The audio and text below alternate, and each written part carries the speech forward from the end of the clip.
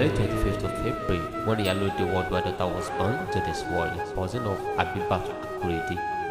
Happy belated birthday to you, many happy returns. Ìlẹ́ o Abibatu Akorede ọmọ Ìyálóde àgbáyé, gbogbo ọjọ́ karùndínlọ́gbọ̀n oṣù kẹrin báyìí làyájọ́ ọjọ́ tàbí ọsílẹ̀ ayé. Òní lọ́jọ́ náà báyìí o, ọjọ́ ayọ̀ báyìí ni ó jẹ́ fún ọkùnrin níjọ́dún ẹkú kò sì níjọ́dún ìbànújẹ́ láṣẹ Olódùmarè mọ́ ọkọ mi. Táyé lolú èjì rẹ̀ Àjọkẹ́ Àdè ọ̀rẹ́ rẹ̀ ló pe mọ́ kí o wípé kó tẹ̀lẹ̀ látẹ̀pẹ́ o, kó túbọ̀ bá wọn ṣọ̀pọ̀lọpọ̀ ọdún láyé o, lóun ní pọ́njú kú o sì ní lọ́jà wàrà láṣẹ Èdùà mọ́ gbọ́ mi. Ewa Ìtẹ̀míládé náà tún kàn sí mi gbọ̀ngbọ̀n ní onímọ̀ lọ́jọ́ ìbí ọ̀rẹ́ o. Ó pò pẹ́ bẹ́ẹ̀ mọ́ pẹ́ ti pẹ́pẹ́ gbúnugbú ìkúléwé ó pé wàá dàgbà wàá dògbò wàá túbọ̀ pẹ́ láyé báyìí wàá gbóni lè ṣe báyìí wàá ní báwọn pọ́njú lọ láṣẹ Olódùmarè. Ìròyìn ẹja lọ rèé kì í Àbíbá ọmọ lọ́jọ́ ìbí òní torí kò ní láyàjọ ọjọ́ ta bí Àbíbá sílẹ̀ ayé sádómọ ẹ̀jẹ̀ lé lórí tó sì ké bí ọmọ tuntun. Àbíbá wa pé mo wí fún ìyá òun pé ṣéun gan-an abiyamọ gbọ̀jà gbọ̀rọ̀gbọ̀rọ̀ the best mother than the world ẹbí òun sílẹ̀ ayé. Ẹ ṣe gidi gan ni ó jọmọ òní jó yín lẹ́nu báyìí ẹ fẹ̀yìntì jẹun ọmọ láṣẹ Èdùà àbí ó ti rí nìyí.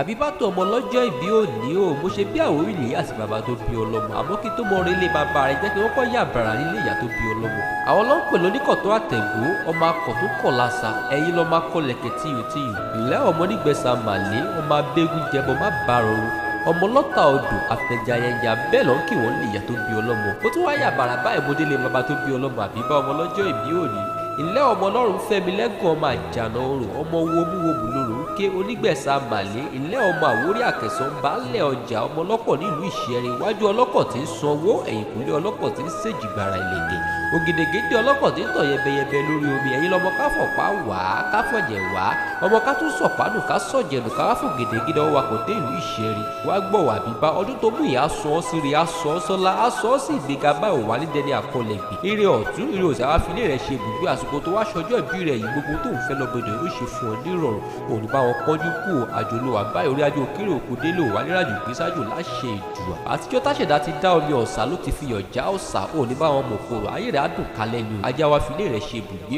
òwà rírà owó òní bá wọn ká gbogbo ṣọdún ibi tẹ́gbẹ̀ rẹ̀ ti náwó bá òní bá wọn nájú ń bẹ̀ o ọdọọdún láàárọ̀ rógbó ọdọọdún láàárọ̀ àwùsà ọdọọdún báyìí láàárọ̀ mobìnrin lórí àtẹ bẹ́ẹ̀ lọ́dọọdún ní sápẹ́rúwé lọ́dọọdún báyìí ló mọ̀ gbóhùn rere ṣeun Àbíbátù ọmọ lọ́jọ́ ìbí òní o ọdún tó mú yìí ọ̀nà àlà fún ọ. More years to come, a son of happy birthday to you once again. Happy birthday,